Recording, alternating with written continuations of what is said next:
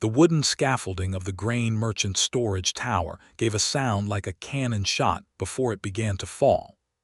Owen Garrison heard it from 3 stalls away, heard the deep groaning crack that preceded every structural collapse he had ever witnessed in his years of working timber, and he was already running before his mind had fully registered what his body already knew.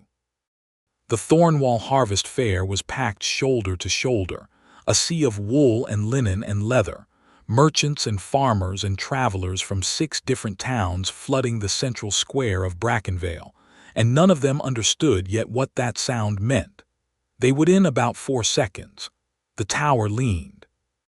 Beams, crates of dried grain, rope coils, and loose planking avalanched outward toward the square's north lane, and the crowd began to scatter and scream, and Owen was cutting against the tide of fleeing bodies, shoving past a barrel-chested farmer, vaulting a toppled produce cart, because he had seen, in the single moment before the crowd swallowed her, a woman standing directly beneath the falling shadow of the structure's collapsing upper gallery. She had not flinched. She had not run. She stood with her back to the tower, facing the opposite direction, her arms spread wide, pushing people clear of the debris path with a force and authority that parted the crowd like a prow through water. She was an orc woman, tall and broad-shouldered, dressed in a fitted leather bodice dyed the dark amber of cured hide, laced tight up the front with cord the color of iron, over a dark green linen shirt whose sleeves were pushed to the elbows to show forearms the hue of weathered jade. Her trousers were charcoal gray travel leather, tucked into sturdy knee-high boots. Her hair was a thick rope of blue-black, braided down her back to her waist, the braid wound with a strip of braided red cord at its end. She was magnificent, and she was directly in the kill zone, and she apparently had not yet calculated that the scaffolding was collapsing inward rather than outward, and that the second tier of the gallery was going to come straight down on top of the position she was standing in. Owen did not think. He grabbed her braid. He seized it at mid-length, the thick rope of it filling his whole fist, and yanked backward with every pound of his body weight and every cord of muscle he had built over 10 years of swinging a broadaxe in the graywood forest. He pulled her bodily off her feet, hauling her back and to the left, and they both went down hard onto the cobblestones as 300 pounds of oak beam and grain crate debris exploded across the exact ground where she had been standing. Dust and splinters and a cloud of chaff rained over them. Owen lay flat on his back with the woman sprawled half across him, her weight considerable and solid, one of her hands braced against the cobbles beside his head. His ears rang. His shoulder ached from the impact. Then she turned and stared at his hand. He still held the braid. He was still gripping it, had not released it in the fall, and the full thick length of it lay across his chest and looped around his wrist. She looked at his hand, then she looked at his face, and the expression she turned on him was not gratitude, and it was not anger, and it was not quite either of those things. It was something he could not immediately name, a long, searching, absolutely unguarded assessment, like a woman reading a page she had not expected to find in a book she thought she knew by heart. Her eyes were the color of pale amber set in deep green, sharp and startling and very, very awake. Owen released the braid. "Sorry," he said. "You were about to be buried." She looked at the wreckage where she had been standing. She looked at it for a long, measured moment. A sack of oats had split across the toppled beam, and oats were still trickling across the cobblestones in a quiet, steady stream. "Yes," she said. Her voice was low and unhurried and entirely even, as though she had not just nearly been crushed to death. "I was." She got to her feet with a single, fluid push, which Owen privately noted required no dramatic effort at all, and then she reached a hand down and helped him up with a grip like a vice that was, nonetheless, entirely controlled. He was not a small man. He stood an inch over 6 feet, with the rough-cut frame of someone who spent his working hours hauling timber and splitting cord wood, but her hand around his wrist lifted him to his feet with an ease that told him she was operating at something well below her actual strength. The chaos of the fair was cresting around them. Brackenvale's town wardens were blowing whistles and pushing through the crowd toward the wreckage, and the merchant who owned the tower was wailing in a register that carried over everything else. Owen looked at the woman. She was already scanning the crowd with that same sharp amber gaze, checking for injuries, methodical and calm, and he realized she had not stopped doing her job, pushing people clear, even after the collapse. "Are you hurt?" he asked. "No," she glanced at him sidelong. "Are you?" "Bruised," he said honestly. "Nothing I won't forget by morning." Something shifted at the corner of her mouth. It was not quite a smile. It was the shape a smile would make if it were still deciding whether it had permission to exist.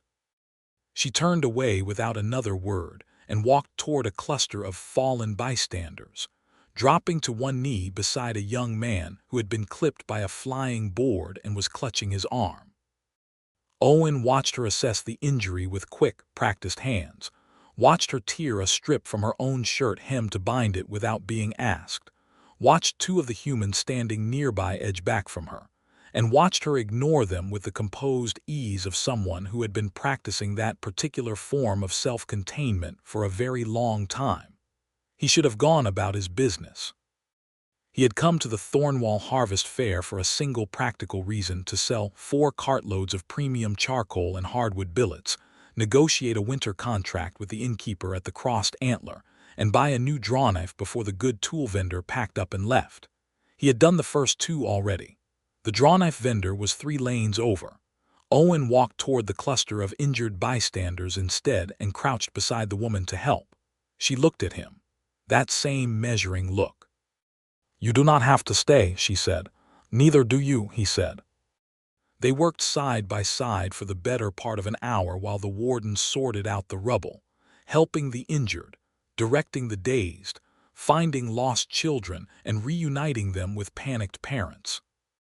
Owen noticed that the humans they helped accepted her assistance more easily when he was beside her, some part of his presence apparently offering a kind of silent endorsement that softened the instinctive wariness. And he noticed that she noticed this too, and that she neither commented on it nor seemed particularly bothered by it, only used it pragmatically, the way she seemed to use everything. When the last of the immediate crisis was handled and the wardens had established a perimeter around the debris, Owen stood and brushed chaff from his shirt. The afternoon light was going gold and long, and the fair was resuming its noise around the blocked north lane with the specific resilience of commerce. He did not know her name. He did not know why that felt like a problem. He turned around and she was gone. He bought his drawknife. He bargained poorly because his head was elsewhere.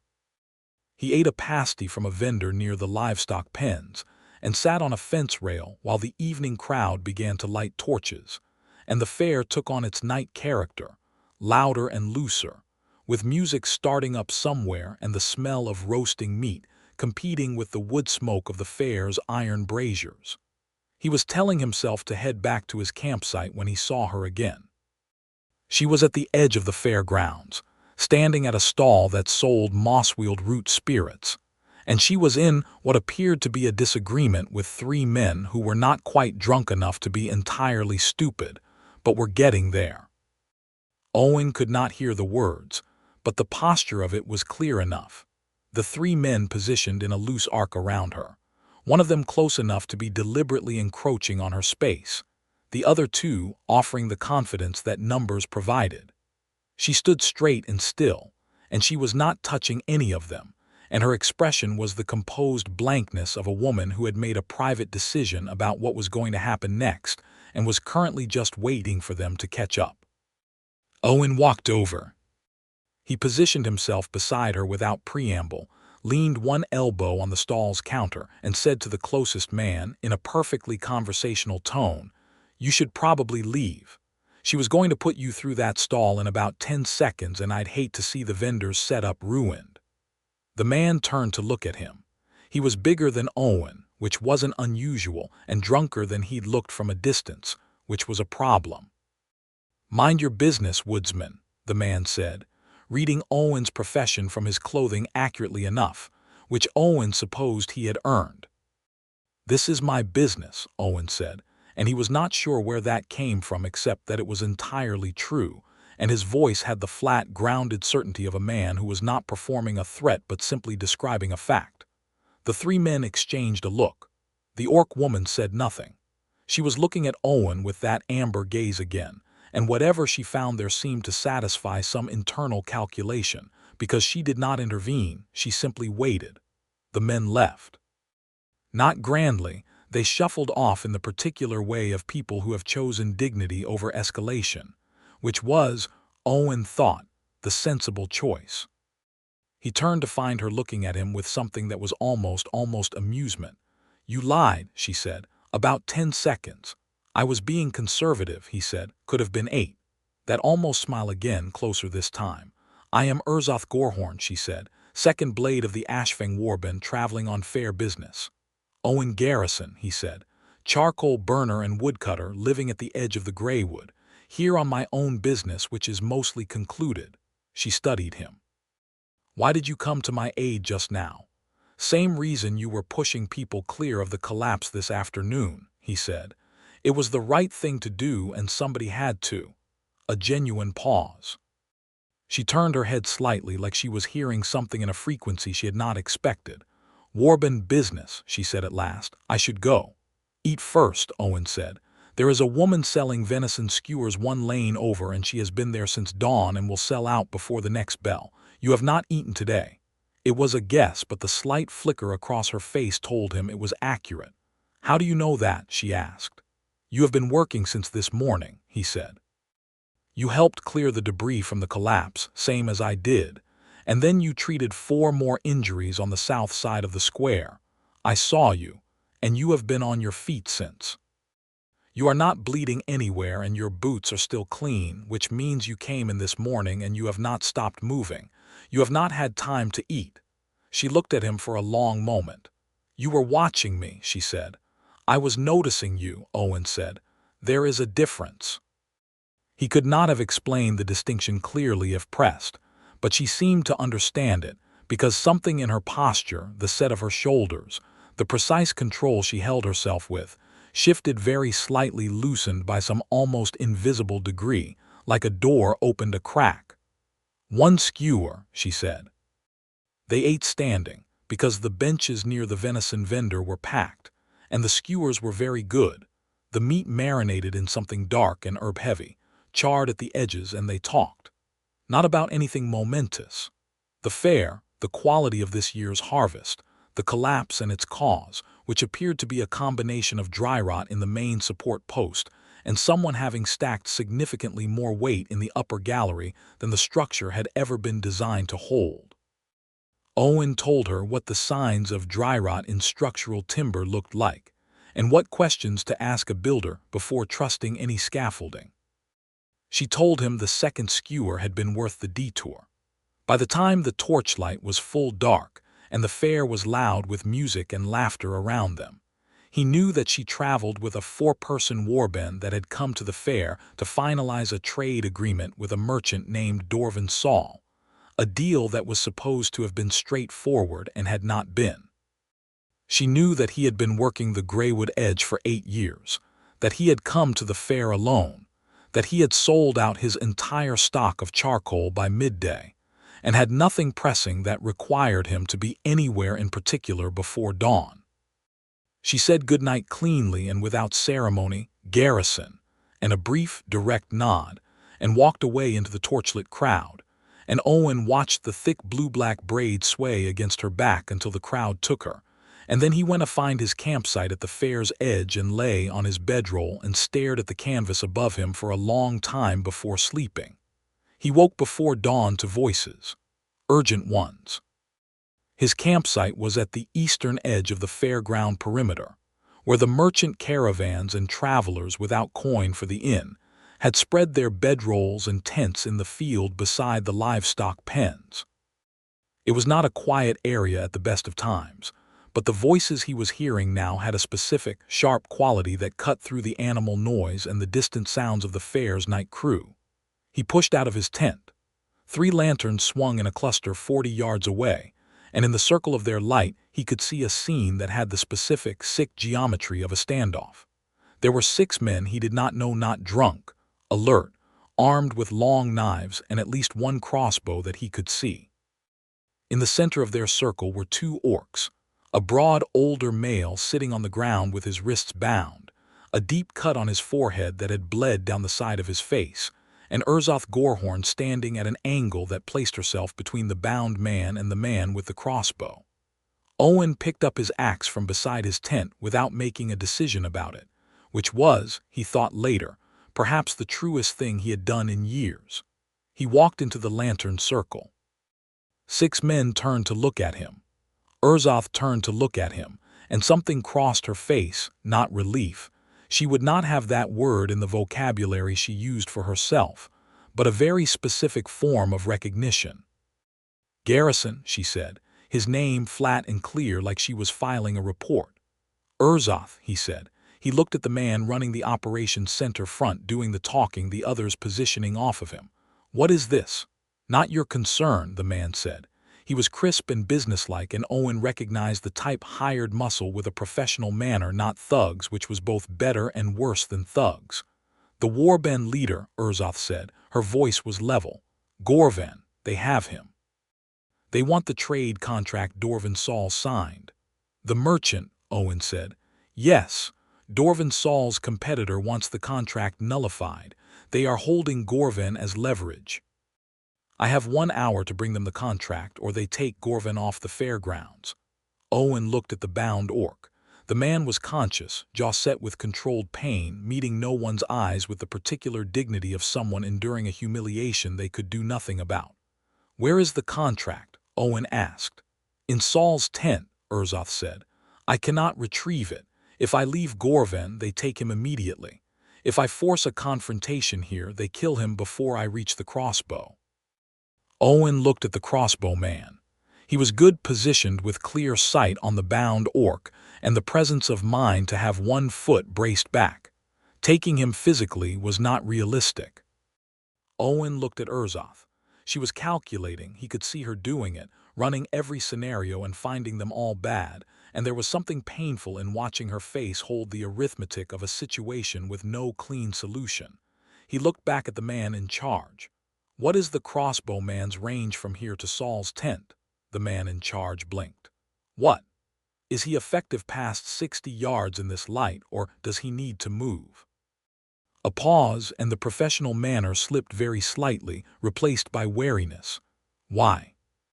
Because, Owen said, if I bring Dorvan Saul here to cancel the contract in person, witnessed by the Fairmaster's wardens who are camped 40 yards that way, you get what you want without the criminal complication of kidnapping a man through the duration of a legal proceeding. He watched the man in charge look at his colleagues. He watched the calculation happen. The warband leader comes with us while we wait, the man said. No, Owen said. He stays where I can see him. I can see the tent where Saul is sleeping from here. I go, I wake Saul. I bring him and the Fairmaster's chief warden. The contract is publicly nullified under legal witness. You get your outcome. Nobody does anything they cannot walk away from. He paused. And your employer does not have to explain to the trade guild why a business arrangement dissolved because of a kidnapping rather than a legitimate counter-agreement. The thing about woodsmen, Owen had found, was that people consistently underestimated the breadth of their reading. He had spent a lot of winter evenings with books that merchants and lawyers left behind in taverns. He knew enough about trade guild law to sound certain, which was sometimes all certainty required. The man in charge agreed.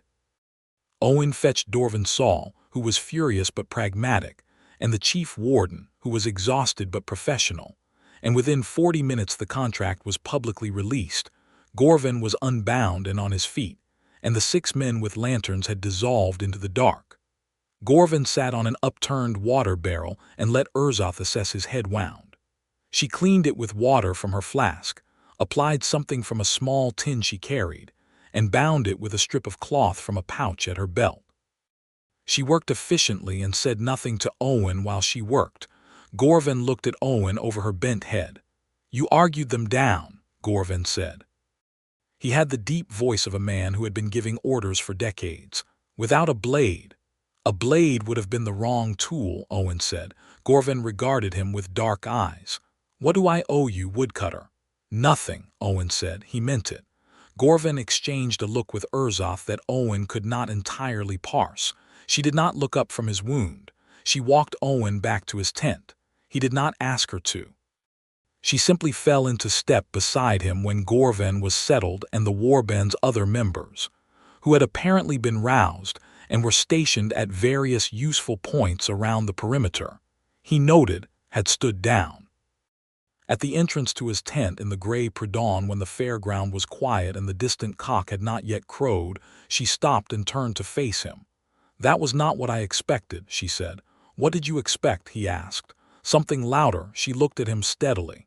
"You went in with an axe and you never lifted it." "I didn't need to," he said. "You carried it anyway. In case I did." A long beat of quiet between them, and the sound of the livestock settling in the pens nearby, and somewhere a torch guttering. "I did not thank you," she said. "This afternoon for the braid." The braid. He had almost managed to stop thinking about how it had felt in his hand, the thick weight of it, the surprised heat of the moment. "You do not owe me a thanks for that either." "I owe you two, then," she said.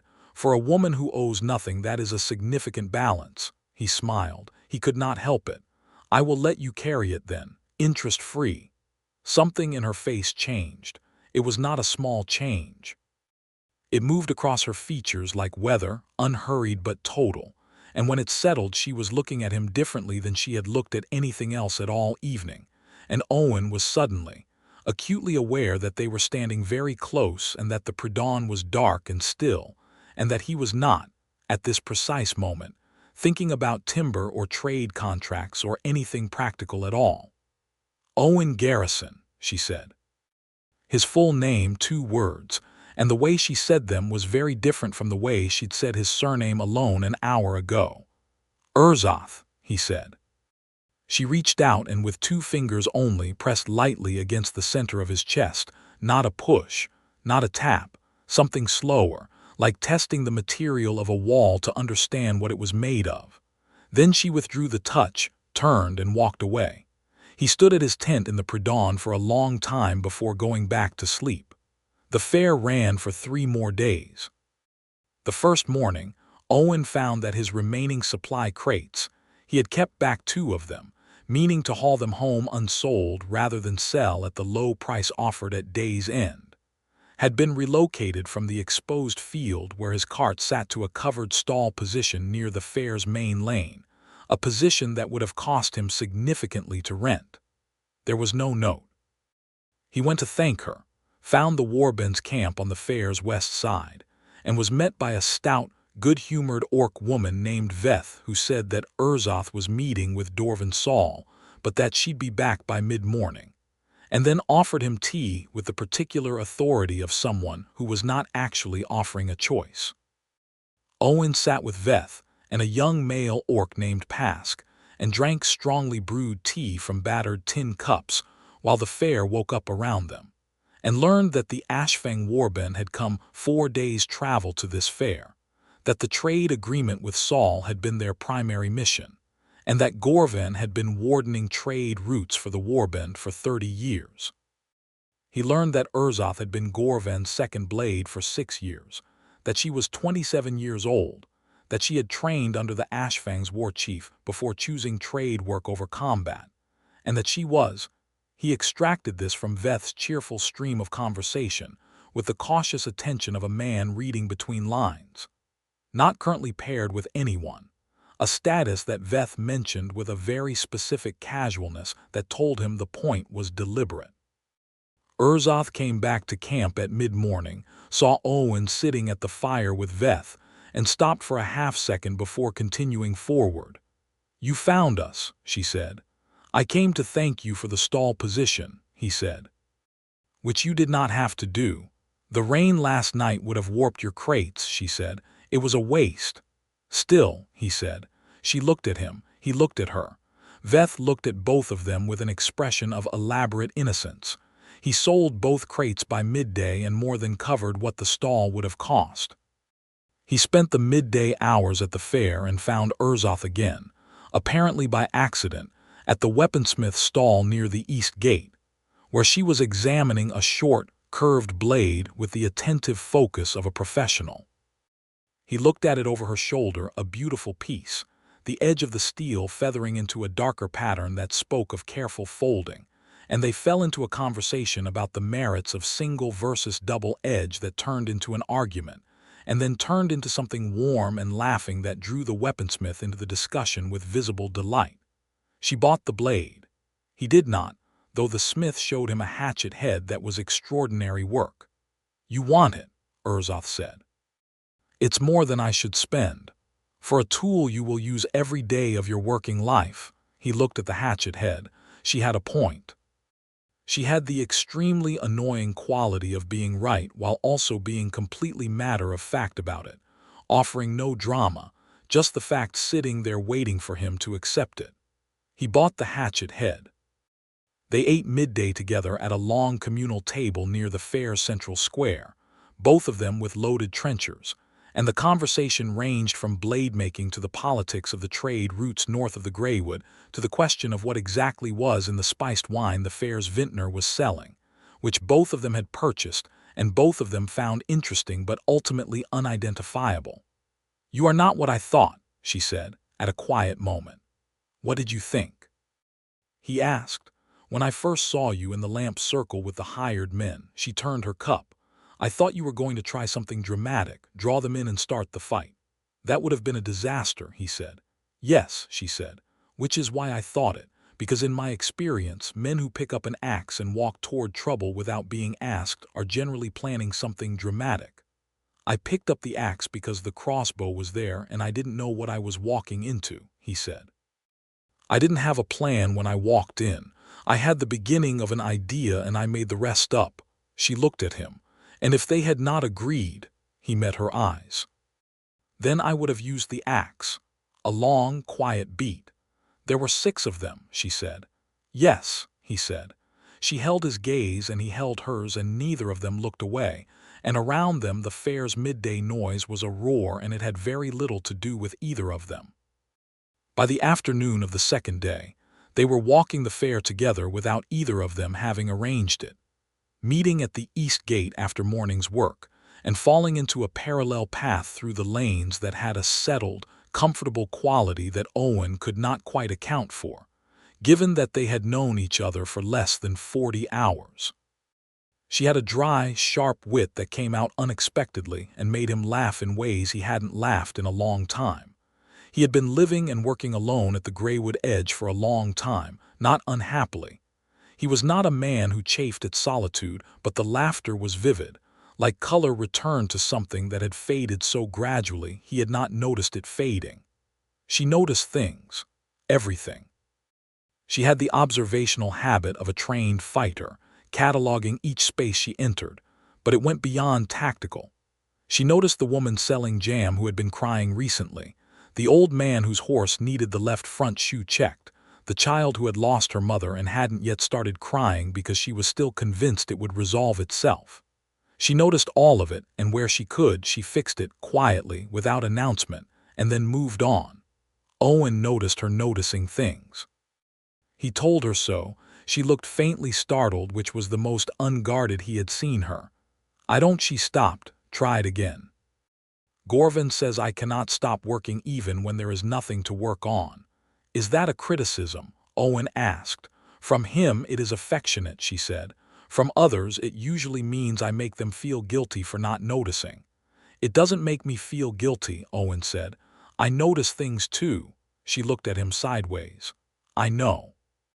On the afternoon of the second day, they were at the northern end of the fairground, where the traveling performers had set up a fire-eater, a strongman, a trio of musicians playing something with more enthusiasm than precision, when she stopped at a booth offering games of chance and skill. There was one where you threw weighted rings at pegs, a game of wrist and eye. "Can you do this?" she asked. "Probably," he said. "You." She paid the coin, took the rings and threw. She scored 6 out of 8, which was substantially better than the handful of previous players whose marks were chalked on the board. She handed him the remaining rings with an arch look. He threw. He scored 8 out of 8, the last ring landing with a clean, final snap. She stared at the board. Then she looked at him. "Charcoal burner," she said. "And woodcutter," he said. "You throw an axe." "Every day," he said. She looked at the rings, she looked at him. And then she laughed, full and unheld, a real laugh, not the controlled almost smile she'd been offering since yesterday, and it was like watching a door come fully off its hinges. It was extraordinary. It rearranged his entire understanding of the preceding 48 hours. He thought, clearly and without equivocation, "I want to hear that again." The third day of the fair was its last, and Owen had no real business left to attend to, and so he attended to Urzoth instead, which was not how he phrased it even internally, but which was accurate. They walked the livestock pens in the morning while she evaluated horses for the warband's consideration, not purchasing, just noting quality against price, with the methodical eye of someone who would be reporting back. And he found he enjoyed watching her work in the same way he enjoyed watching any skilled person at their craft. They stopped at the cooperage stall, and he advised on barrel quality in terms she found useful, and she translated it for the warden member she'd brought along, and the warden member bought 3 barrels at a price that made the vendor unhappy and the warband's supply situation better. In the afternoon they sat at the edge of the fair, away from the noise, on a section of stone wall that marked one corner of the Brackenvale grain yard, and Urzoth did a thing Owen had not seen her do in 3 days. She was still, fully still. The perpetual working alertness set aside just for a few minutes, and she sat in the autumn sun with her face tilted slightly up to catch it, the braid lying over one shoulder, and she was, unexpectedly, quietly, completely, at rest. Owen sat beside her. He did not speak.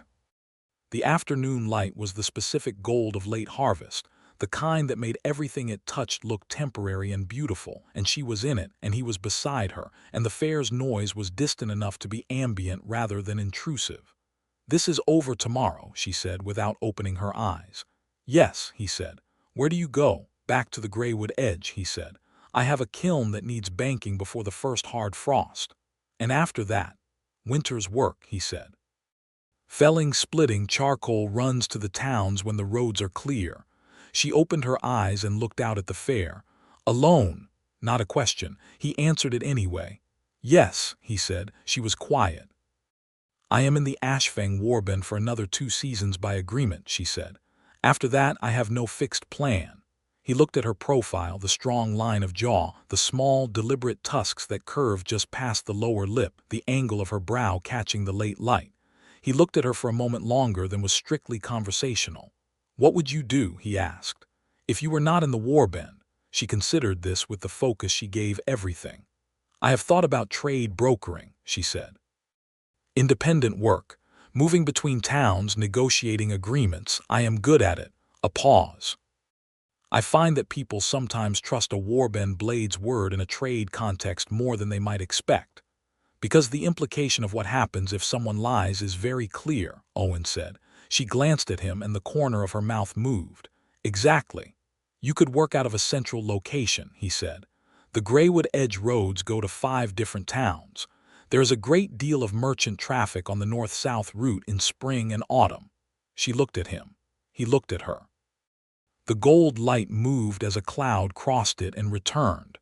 "That is a very specific geographical detail," she said. "I am a very observant person," he said.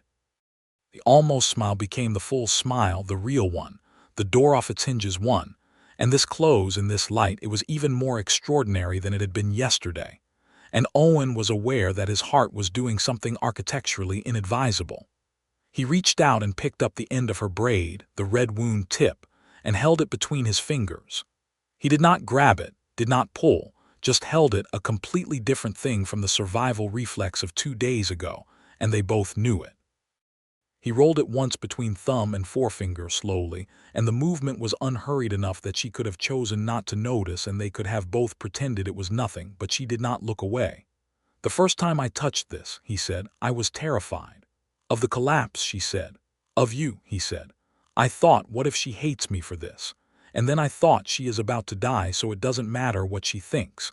And then I thought if she survives to hate me, that is fine too." She was very still in the way she got still when something was happening that she was taking seriously. "And now?" she asked. He set the braid down carefully where it had been against her shoulder. "Now," he said, "I am glad you turned and looked at me." She held his gaze, and whatever was in it, it was not ambiguous. It was warm and direct and fully intentional, and she was not a woman who did anything accidentally. She leaned forward slowly and kissed him. Just that, a press of her lips to his, firm and deliberate and warm, in the autumn gold afternoon with the fair around them, and the cloud shadow moving over the stone wall, and the sound of someone's horse, very contentedly, eating the grain that had spilled from the morning's collapsed tower restoration. She pulled back a half-inch and looked at him at very close range. "I have been thinking about doing that," she said, "since yesterday morning." "You said nothing," he said. He was very aware of how close she still was. "I was working up to it," she said with great dignity. He kissed her back, more thoroughly. She let him, and then she stopped letting him and took over with a confidence and warmth that left no possible ambiguity about whether this was wanted. And the autumn gold afternoon did what it was going to do regardless, but he barely noticed it. When they drew apart, her forehead rested briefly against his, a small, private thing, over in a moment, but deliberate. "Owen Garrison," she said. She had a way of saying his name, both words that had become, he realized, his single favorite sound. "Urzoth," he said. "I need to go back to camp," she said. "Gorehorn will be debriefing the contracts this evening and I need to present the week's work." "I know," he said. She stood, smoothed her leather bodice and looked at him with a directness that was, he was learning, the closest she got to wearing her heart openly. "I will find you before dawn," she said. Before the warband breaks camp, she walked back toward the fair. He sat on the wall and watched her go and felt something that he hadn't felt in a very long time, the specific sensation of knowing, without quite being able to justify it, that a thing that has been missing has been found. He was at his camp by the time the torches lit, and he slept better than he had in years. She found him, as promised, before dawn. The fairground was already dismantling around them. Carts being hitched, tents struck, merchants packing stock with the mechanical efficiency of people who did this many times a year. The Ashfang warband camp was already half down, Veth directing the packing with cheerful authority, Pask loading the pack horses with an ear for their comfort that Owen noted with approval. Gorehorn stood to one side, his bound head wound clean in the gray morning, watching his people work with the settled attention of a leader who trusted his team. When Owen arrived, Gorehorn looked at him with those dark eyes and said, "Woodcutter," and Owen said, "Gorehorn," and they stood for a moment in the silence of mutual recognition. "You read trade law," Gorehorn said. "I read everything I can get," Owen said. "That is not common." "No," Owen agreed. Gorehorn nodded once, a gesture that seemed to settle something. "Urzoth says you live at the Greywood Edge." 8 years, Owen said. "And you are there alone." "Yes," Gorehorn considered this. "The Ashfang have a saying," he said. "A blade that works alone dulls faster." He paused. "It is not a criticism, it is an observation about metal." "I understand it as both," Owen said. Gorehorn almost smiled. He was not, Owen suspected, a man who smiled more than a few times in a given week, and those were used carefully. Urzoth arrived at his elbow, materializing from behind the half-struck tent with the silent movement she apparently maintained without effort. She was carrying something. She held it out. It was the hatchet head he had bought from the weaponsmith.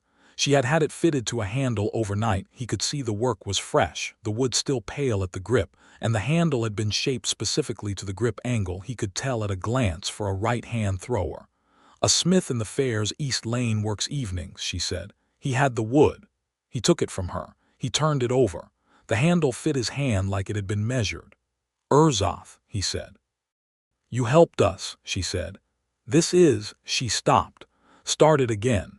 She had a small furrow between her brows that he was coming to understand meant she was reaching for something past her usual composure. "This is inadequate. I know it is inadequate, But I wanted you to have something from it is not inadequate, he said. He said it directly, meaning it, meeting her eyes. It is exactly right. The furrow eased. They walked together to where the road left the fairgrounds, south leading for the warband's homeward route, north leading for Owen's road back to the Greywood edge. The morning was still gray, the air carrying the first true chill of autumn's ending, and the sky had the heavy, unrevealing quality of a day that would be cold even if it stayed clear. The warband's horses were loaded and ready. Veth was mounted. Pask was mounted. Gorehorn stood at his horse's head. Urzoth stood on the road. She looked at Owen. He looked at her. 2 seasons, he said, by your agreement with the warband. 2 seasons, she confirmed. He nodded. The Greywood Edge road is open through first snow, he said, and when the roads clear in spring, they clear fast. She looked at him steadily. Trade brokering would require a central location, she said, with access to 5 town routes. It would, he said. That is a practical consideration, she said. Very practical, he said. She stepped forward, took his face in her hands, both of them, her thumbs along his jaw, with a specificity and sureness that stopped his breath, and kissed him once, hard and warm and clear, and then let go and stepped back. 2 seasons, she said. It sounded now like a promise more than a fact. She mounted her horse. The warband moved out. She rode with her back straight and her braid down her back, and she did not look behind her because she was not that kind of woman. He watched until the road bend took them. Then he turned north and walked toward the Greywood, and the new hatchet was at his hip, and the morning was cold and bright, and he was not, he discovered, entirely alone anymore. The first season passed in the way seasons do when you have something to look forward to and something to do fast and full, and with a quality of purpose that made the work feel lighter than it had. Owen felled and split and burned and delivered. The kiln ran through the first frost and past it. The quality of the charcoal this year better than the previous 2, because he pushed the process longer and hotter. Experimented with a covering method he'd read about in a trade pamphlet left in the Brackenvale Inn. The towns on the 5 route roads were livelier than usual this season. A new mining operation east of the Greywood drawing labor and money, and all the traffic that followed both. Owen watched it and took careful mental notes about what it meant for trade volume, and he was aware that he was not doing this entirely for himself. Letters came. Twice. Orc writing was not like human script. It ran in thick, angular strokes. But Urzoth wrote in a deliberately careful hand that he could read with effort, and she had annotated some of the more complex Orc terms with human phonetic equivalents, which told him she had given some thought to his being able to read them. The first letter reported on the warband's northern route work, the status of 2 trade agreements she had brokered independently of the main warband mandate, and a brief, factual description of a town they had passed through where the market was undersupplied in charcoal and hardwood, with pricing information appended. He read that part twice. The second letter was shorter.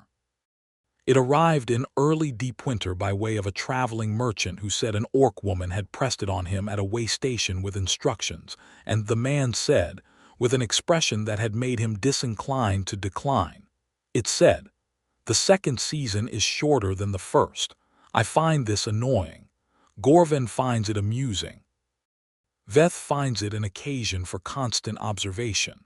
I wanted you to know that the hatchet handle was a guess at your grip, and I am glad it was right." Owen read that one several times and then folded it and kept it, and the winter was cold but not, in the ways that mattered, lonely.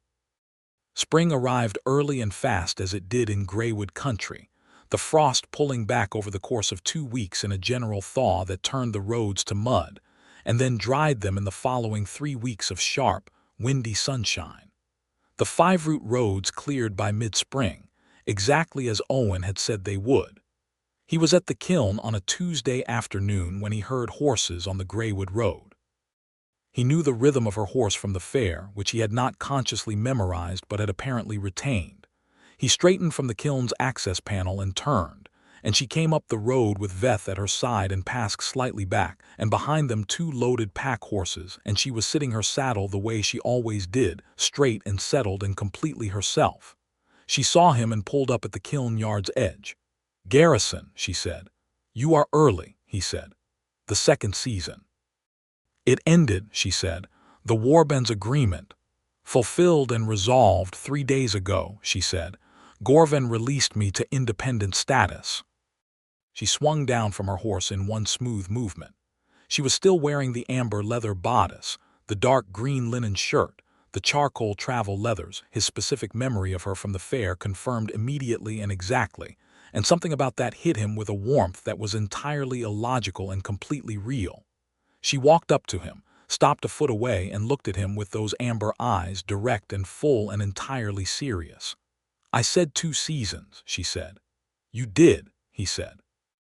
"I am here at the Greywood Edge," she said, "which has access to 5 town routes." She paused. "Which is a practical consideration."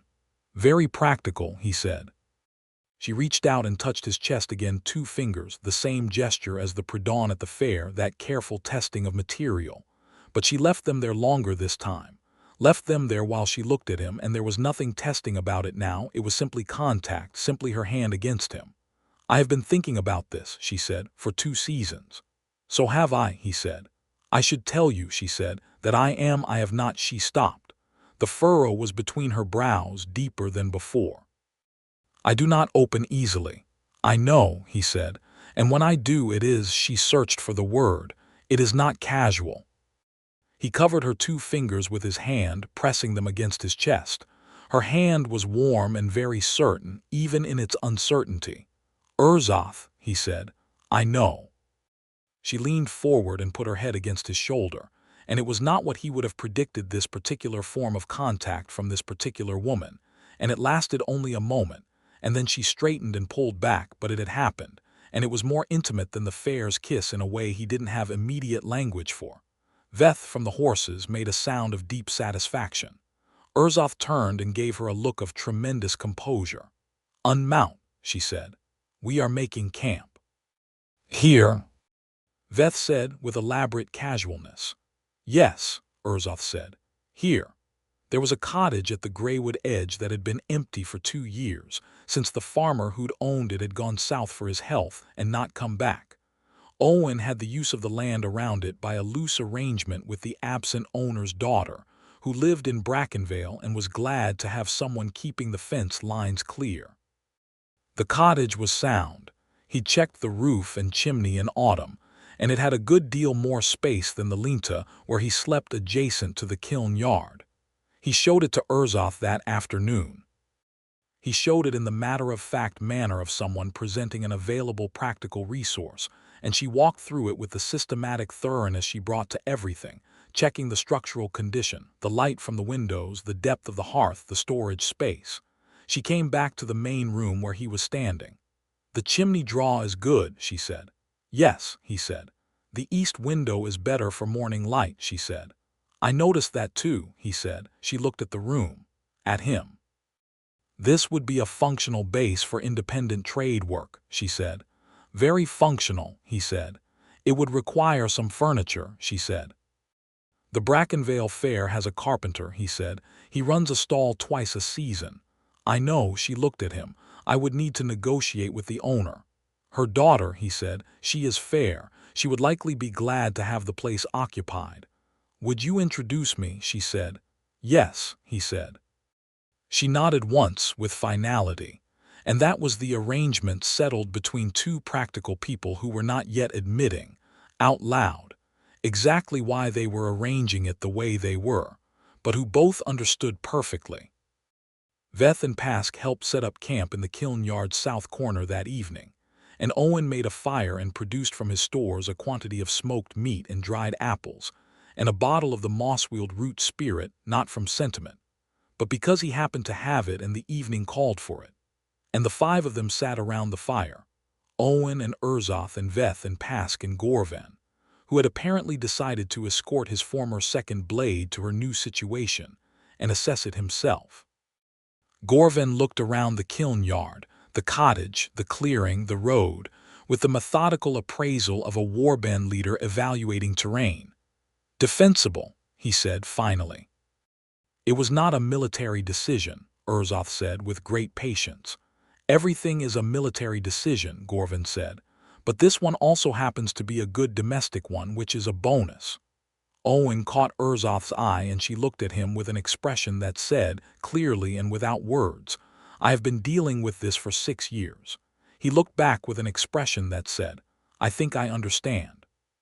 She looked away to hide something that might have been a smile, and the fire crackled, and the graywood edge was quiet around them with all the deep, particular quiet of a forest in early spring, and Owen thought, yes, the warband stayed 3 days. It was a useful 3 days. They helped Owen clear the cottage's overgrown garden plot and reinforce the fence line on the kiln yard's east side, which had been giving him trouble all winter, and Veth proved to have an unexpected and comprehensive knowledge of chimney maintenance, and improved the draw on the cottage chimney significantly. On the 3rd morning, Gorehorn found Owen at the kiln while Urzoth was inside the cottage making the inventory she'd been compiling since arrival. "She does not show things easily," Gorehorn said without preamble. "I know," Owen said. "Her people." Gorehorn paused. "She had a difficult posting before the Ashfang. There were things that made her build walls." Owen looked at the old warband leader. "You do not have to tell me this." "No," Gorehorn agreed. "But I want you to know that what she showed you at the fair, what she is showing you now, is," he searched. "It is not nothing. For her it is not small." "I know," Owen said again, and he meant it differently this time. Gorehorn regarded him for a long moment. "You are a quiet man," he said. "Yes," Owen said. "She has been surrounded by loud things most of her life," Gorehorn said. "Loud wars, loud choices, loud demands." He did not finish the thought. He did not need to. The warband left the morning of the 4th day, Veth hugging Urzoth with an enthusiasm that she bore with tolerant stillness, past clasping Owen's arm in the orc manner, Gorehorn simply meeting Owen's eyes and nodding once. And then they rode down the Graywood Road and were gone, and it was the 2 of them, and the kiln yard, and the cottage, and the spring morning, and the 5 town roads.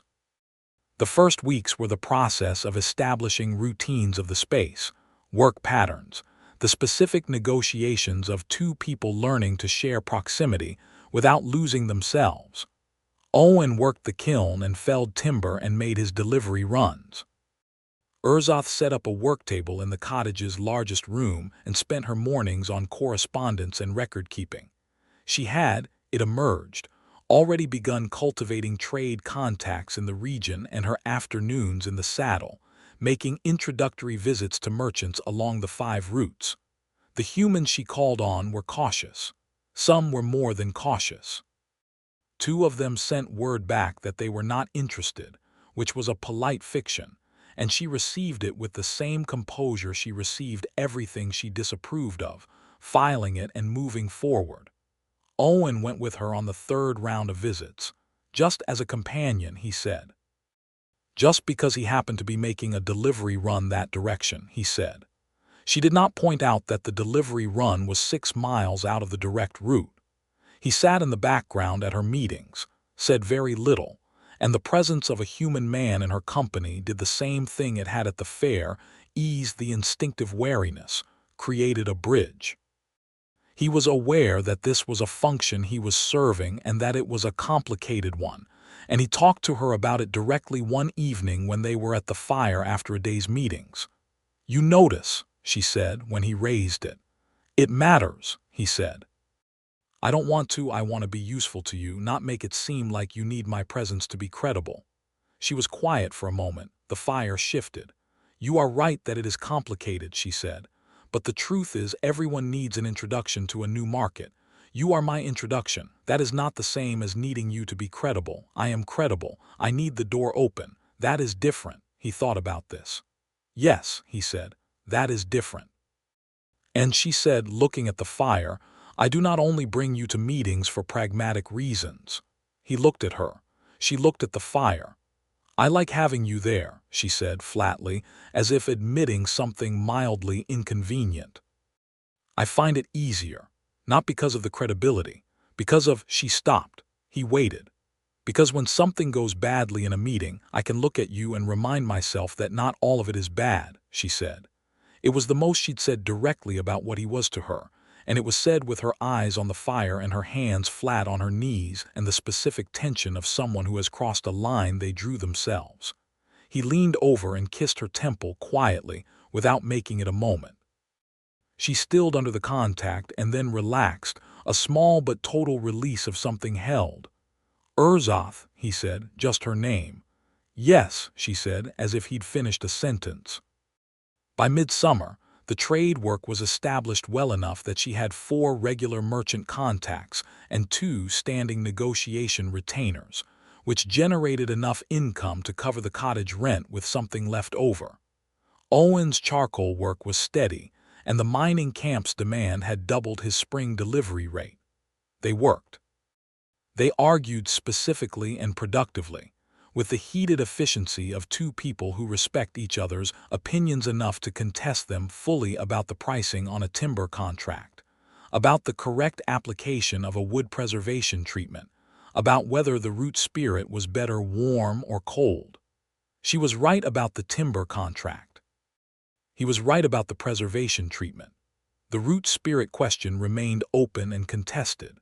The early summer nights were long and soft, and they developed the habit of sitting at the cottage's east-facing step after supper, sometimes talking, sometimes not, while the graywood's edge darkened and the first stars came out. Owen learned orc constellation names, which were entirely different from human ones, and in several cases significantly more honest about what the shapes actually looked like. She learned the names of every species of tree in the graywood within sight of the cottage because she asked, and he found that the asking, the genuine interest, moved something in him every time. She touched him more easily now than she had at the start. Not dramatically, she was not a demonstrative person in the way that some were, performative about it, but specifically and with intention. A hand on his arm when she was making a point, her shoulder against his when they sat at the step. The easy physical nearness of someone who had decided that this space was safe. He returned it in kind, because he understood by now that her language of trust was physical proximity rather than verbal declaration, and that when she leaned against him in the evening it meant more than most speeches. On a night in late midsummer, he was at the cottage table going over delivery records, and she was across the table doing her own accounts, and the lamp was burning low, and he looked up and caught her watching him, not with the evaluating amber scan of that first moment. With something quieter, deeper, more private, the look of someone who has stopped calculating and is simply in the experience of a thing. She did not look away when he caught her. He stood up, walked around the table and held out his hand. She looked at the hand, then at him, then took it, and he pulled her up and she came with him, neither of them saying anything, the lamp burning low, the graywood night outside quiet and full, and he kissed her with every measure of certainty and warmth he had been carrying for months, and she kissed him back with a fierceness and want that she had held carefully controlled and which came loose now like a rope cut free. The night was long and warm and deeply theirs, and in the morning the graywood was golden with early sun and she was beside him, her braid unraveled and spread across the pillow, a sight he filed with a specific and total attention, and she was already awake when he opened his eyes, looking at him with those amber eyes in the morning light, close and clear and warm. "Owen Garrison," she said. "Urzoth Gorehorn," he said. She said very quietly, "You are the first man who has ever come into a dangerous situation for my sake without expecting something in return." He looked at her. "At the fair, I know you said you expected nothing," she said. "I also watched you mean it. Those are different things." He reached out and tucked a loose strand of her unbraided hair back from her face. "I want something," he said. "What?" she said, direct as always. "This," he said. "You, here." She held his gaze for a long, full moment. Then she put her hand on his jaw, thumb along his cheekbone, and she said, "Then you have it." It was not quite a ceremony and not quite a declaration, and it was entirely enough, because it was entirely true, and between 2 people who did not do things casually, It landed with the weight of permanence. Autumn came back, 1 full year after the Thornwall Harvest Fair. The fair returned to Brackenvale on its usual schedule, the second week of harvest month, and Owen and Urzoth rode in together on the south road with a full cart of charcoal and hardwood, his stock, and a portfolio of trade letters and sample agreements, her work, and they were together in a way that was visible and specific, and not making any attempt at concealment. Brackenvale was not a town with a long tradition of progressive sentiment toward orc-human relations. Owen knew this.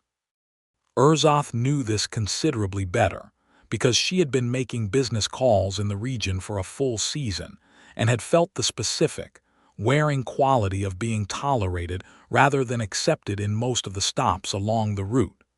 The fair was bigger this year. Word of the Thornwall Fair had spread, and merchants had come from further out, and the Brackenvale Fairmaster had put in an additional set of stalls along the north lane to accommodate the overflow, replacing the collapsed tower's site with something properly built. Owen was glad to see. They were unloading at Owen's stall, which he had rented properly this year, in the center position that Urzoth had determined was optimal for charcoal buyer traffic, when the trouble started. It came in the form of a man named Aldrich Farron, who was a Brackenvale merchant of middling success and significant opinion. Owen knew him by reputation, slow to deal fairly, quick to complain. He came with 2 associates and positioned himself in the lane across from their stall with the specific intentionality of someone who had decided to make a point. "That's the orc who's been working the 5 routes," Aldrich said, not quietly, to one of his associates. "The warband woman. Setting up trade brokering, they say, taking business from established merchants." Urzoth was stacking charcoal sacks with her back to him. She continued stacking. Owen watched her. "My understanding is she's living at the Greywood Edge," Aldrich continued, louder. "With the woodcutter, now there's a pairing. What does a man get from that sort of arrangement, I wonder?" Owen set down the crate he was carrying and turned and faced Aldrich Farron across the lane. He did not raise his voice. He had learned, working timber for 10 years, that the most dangerous tree was always the quiet one, the one with the deep root structure you couldn't see, the one that when it came down completely. "Aldrich," he said, "you are speaking about my partner. I would appreciate you choosing different language." "Your partner," Aldrich said with a particular smile. "I suppose that's one word for it." "She is my partner in work and in life," Owen said. "Both things. And she has conducted herself in every transaction in this region with more integrity than I have generally seen from your direction. So what you are going to do is take your opinion of our arrangement back to wherever it belongs and conduct yourself at this fair like a professional, or we are going to have a conversation with the fairmaster about your practice of buying at fraudulent grade and selling above it, which I have documentation of from 3 of your suppliers, who were, I think, hoping for exactly this kind of opportunity to bring it forward." Aldrich stared at him. Owen looked back. He had the document.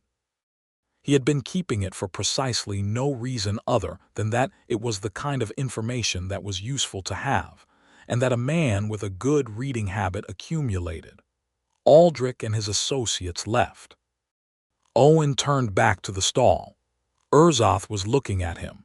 She had turned at some point during the exchange, he was not sure exactly when, and she was looking at him with an expression he had not seen on her face before, and it took him a moment to name it. It was the expression of being defended. It was, he thought, new to her, and it was doing something very specific to her composure, loosening it at the edges in a way that was not distress but was deeply feeling, and she held it for only a moment before she put it away. But she had let him see it. He went back to unloading crates. After a moment, she came alongside him and picked up the other side of the cart's remaining load. 3 suppliers, she said quietly. "I read a lot," he said. "I know," she said. Her voice was even but warm, that specific warmth that lived beneath her composure, which he had come to know, the feel of the way you knew the temperature of a familiar room. They worked the fair for 2 days. The charcoal and wood sold out by midday of the second day, at prices that made Owen quietly satisfied. Urzoth's trade meetings produced 2 new long-term agreements and 1 immediate brokering commission that she would complete before they rode home. On the afternoon of the second day, the last day of the fair, the fairmaster called a public meeting in the square. This was not unusual. The fairmaster used the last afternoon to announce next year's dates, acknowledge notable traders, and deal with any unresolved disputes from the week. What was unusual was that Dwarven Saul stood up in the public meeting, which he did not typically do, and said that he wished to commend 2 individuals who had saved his trade agreement and his associate warband leader from a hostile intervention the previous year. He named Urzoth Gorehorn. He named Owen Garrison. The square was full. It was the closing fair meeting. Everyone who had a stall was there, hundreds of people, and the names carried across the crowd. Owen stood where he was, beside Urzoth at the edge of the square. He heard his name. He heard hers. He did not look at her immediately because he was aware that a public moment like this was the kind she would want to meet with her own composure and on her own terms. Then he looked. She was standing straight, as she always did, and she was looking out at the crowd, and some of the faces in the crowd were skeptical and some were curious, and some were warming toward something better than either. And she held their gaze the way she held everything, fully, with nothing flinching. Saul said that he was formally retaining Urzoth Gorehorn as his primary trade broker for the northern routes, effective immediately. He said it publicly in front of everyone, which was, Owen knew, deliberate. The public contract declaration was worth more than a private one in this world, because it could not easily be denied later. A murmur moved through the crowd, not all of it approving. But some of it, more than none, was the beginning of something shifting, the way opinion in a small community could shift when someone with standing put their name to it. Aldrich Farrant was in the crowd. He said nothing. Urzoth turned to Owen, just to him in the crowd in the public afternoon. "That was Saul," she said quietly, "not your work." "Saul is a good man who makes good decisions," Owen said. "He is," she said. She looked at him. "You are not a good man who makes good decisions." He raised an eyebrow. "You are a good man," she said, "who makes reckless decisions and they happen to turn out well, which is not the same thing." "That's fair," he said. She took his hand. In the public square in front of the full fair crowd with everyone who was going to see it seeing it, she took his hand with a clean, deliberate certainty, and she held it and she looked at him. He held hers back. "Owen Garrison," she said, for the 100th time or the 1,000th. "Urzoth Gorehorn," he said. The crowd did what crowds do, moved and shifted and looked and talked, and some of them would never be comfortable with what they were seeing, and that was simply the truth of the world they lived in, and neither of them pretended otherwise.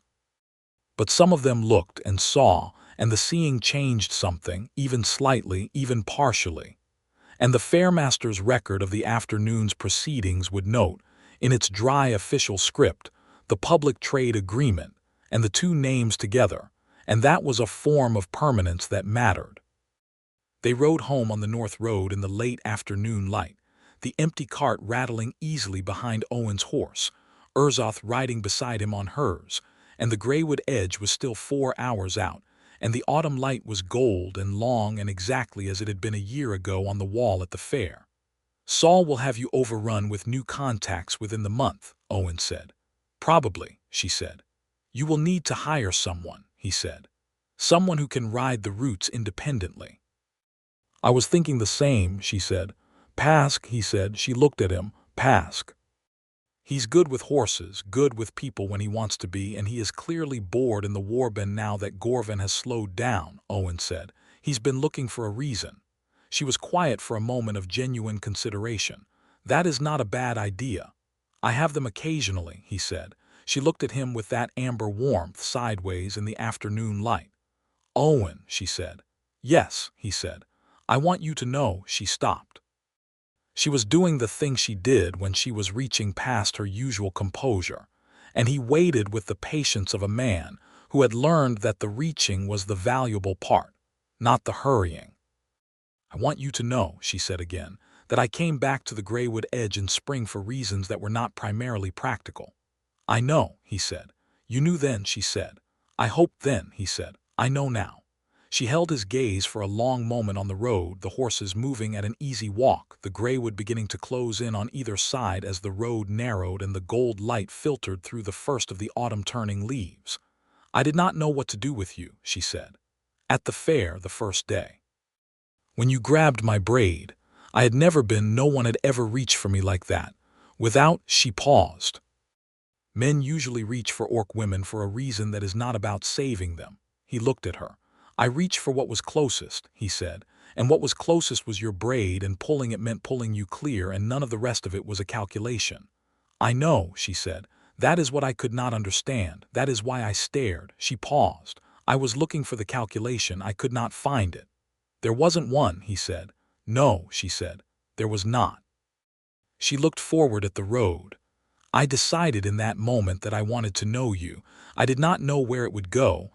She found the word. I wanted to know you. He reached across the space between the horses and took her hand as she had taken his in the square. She looked at his hand. She looked at him. And now, he asked. Now, she said, I know you. She held his hand on the road between their horses, and the Greywood opened around them into the familiar approach to the kiln yard and the cottage, and the smoke was coming from the banked kiln. He had left it banked for the week, and the cottage was there with its good east window and its improved chimney draw and the garden plot they had cleared together in the spring. They rode into the yard. They dismounted. They unsaddled the horses and put them in the paddock with feed and water, with the easy competence of two people who had done this many times and knew each other's movements in the work. When the horses were settled, Urzoth leaned against the paddock fence and looked at the cottage and the kiln and the road and the Greywood Edge in the late afternoon light, and it was the look of someone looking at a thing and recognizing it as theirs. Owen stood beside her. He leaned on the fence next to her. Their shoulders were together. Pask will need somewhere to sleep when he is between roots, she said. The lean-to is bigger than it needs to be for tools, he said. The south wall of the kiln yard is solid, she said. The lean-to could be extended. I was thinking the same thing last winter, he said. She turned her head and looked at him with the full amber gaze, close and clear and warm and full of everything she did not say easily but meant with totality. He looked back. The Greywood was quiet around them, and the autumn was gold, and it was the second year and the beginning of everything else. And they were, both of them, exactly where they had chosen to be, which was here, this yard, this road, this edge of a forest, beside each other. He put his arm around her. She put her head against his shoulder for a moment. That same gesture from the first spring day in the kiln yard, brief, deliberate, entirely hers. Then she straightened and pushed off the fence, and went inside to start the fire, and he unhooked the cart from the road and rolled it into the yard, and somewhere down the five-town road a new contract waited, and the kiln needed stoking and Pask would need writing to before the month was out, and none of it was small, and none of it was certain, and all of it was theirs. He carried in the last of the supplies from the cart and found her at the fire, the flames already high, her braid down her back in the lamplight of the cottage they had made into a home, and she looked up when he came in and she said his name, and he said hers, and the door closed on the autumn evening, and that was enough, and it was everything, and it was completely true.